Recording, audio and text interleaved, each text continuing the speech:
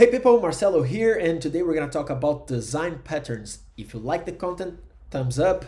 If you do have any comments, go to the comment section and check out the description for additional resources on the topic. Okay, so first thing you might be questioning yourself right now is that why should I use design patterns at all? Well, the answer is that there are several reasons why it is recommended to use design patterns in your software projects. I will list some of them in here, but you can find other reasons in the internet. Okay, so the first thing that I would like to list here is that they are tested and proven solutions. So it's something that has been built up by the community since its beginning development, since of the day one of the development. People were thinking how to solve some problems, and they come up with solutions, and they are improving those solutions over time. So you can get this discussion, you can get what is the state of art of what is the best approach for a solution for a problem that you do have. So for one example that you can give in here is that imagine that you have the logistic problem of delivering food, and then you change from a company that now delivers pharmacy items. So delivering stuff should be the same problem independent on what you are delivering.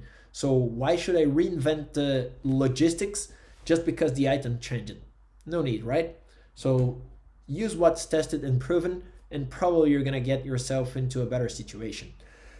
Okay, another thing that you get directly from the design patterns is code reuse. So you can reuse what is there already in, I don't know, Stack Overflow or ChatGPT or even your code base. So you can check your code base and see if there is something that is similar to what you want to do, and then you can reuse this code. So if someone needs to use observable in your code base, then you can reuse that to solve similar problems. You do not need to redo everything from scratch. So it's important for you to don't repeat yourself, which is also a principle, and then design patterns are really good for doing so. Design pattern help you out to get a structured and well-organized code base. So you know what are the layers, where to find the things that you should find for each of the parts of your code. For example, model view controller is one way for you to organize your code base, and then you know where to find each of the important parts of your code. With the design patterns, you have a structured way of doing so. So you get this from what has been done from years of development in the community. And also it's community based. So there are some things that work for Java that do not work for Ruby, but with the design patterns, in theory, it will work for anything. Design patterns make communication easier. So instead of you going and explaining every bit of what you want to do, you can just say that, oh yeah, I want to apply a singleton here.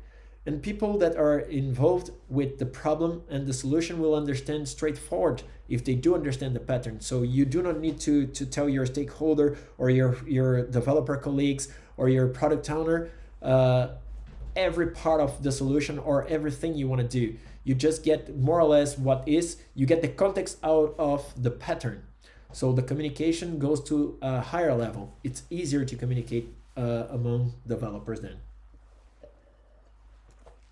Because of all of this, so you have a structured code. It is tested and proven to work. The code is reusable. You do get better maintenance also, because it's easier for you to understand where to change. If you do understand what the pattern is about, you know what you can change and what you should leave untouched. And also, it's easier for you to change slightly and test it out, because probably you have it tested already in the sense of unit testing, and then you can maintain your code easier because you understand what's going on, what's under the hood. Also, design patterns are really good for you to prevent common development errors. So you get less code duplication, as we said, less coupling between classes, less problems of cohesion, among other development problems that you do might have or mistakes that you might commit during the development. So these are the 6 most important things that in general people list about the design patterns. For me, there is a 7th one, which is basically, as they are just a concept, a way for you to understand problems and their solutions. It's easy for you to change from one language to another. So if you do understand design patterns, you can do a design pattern in Ruby, in Python, Java, in whatever language you are using, because you do understand better problems and solutions. And because you do understand better problems and solutions, this also elevates your mindset, the way you deal with problems in your daily basis. So this is a pretty cool thing that you get from using design patterns and studying design patterns. So in summary, using design patterns can help you save time, create more organized and efficient code, and avoid common development mistakes. So less bugs also, which is pretty cool. Okay, so lots of jibber jabber, lots of abstract stuff about what is design patterns. So can you give me an example, a less abstract and more concrete example of a design pattern, Marcelo? Yes, let's imagine that you do want to build a kitchen in your house. So if you do want to build a kitchen in your house, you probably will look what are the solutions for building kitchen everywhere. So you do not want to make a kitchen that has a bathtub in the middle of it, because you know that the problem that you are trying to solve with a kitchen is a place for you to cook your meals and to clean up the mess up of cooking and eating your meals. So this is the problem that you're trying to solve with a kitchen. So most probably you not have a shower inside of our kitchen, in the middle of our kitchen, because you do not need that. But there are some things that you expect to have in a kitchen, like an oven or oven and stove, fridge, a sink, perhaps a microwave, and so on.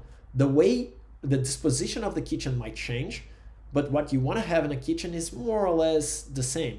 Of course, some of the people might say, oh yeah, but I do not need a microwave. It's okay, a kitchen is still a kitchen without a microwave, so you can get rid of the microwave, because for the problem that you are trying to solve in your own house, you do not need a microwave.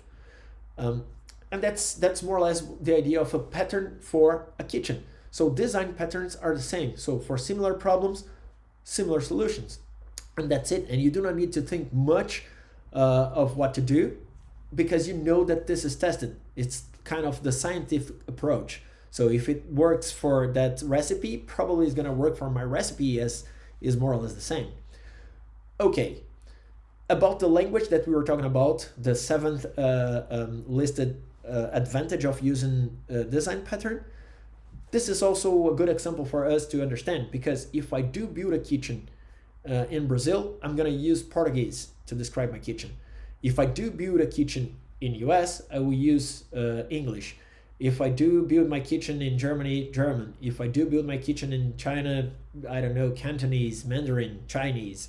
So the language in that sense is an important, because what I want to do is the same, is to have a place to cook my meal and to clean up the mess after cooking and eating my meal. So the thing is that the language is totally unimportant. Java, Python, Ruby, don't care. I use whatever I want because I like that language or not, but the solution, the design pattern remains the same. Okay, I hope I have convinced you to use design patterns. If you do like the content, thumbs up.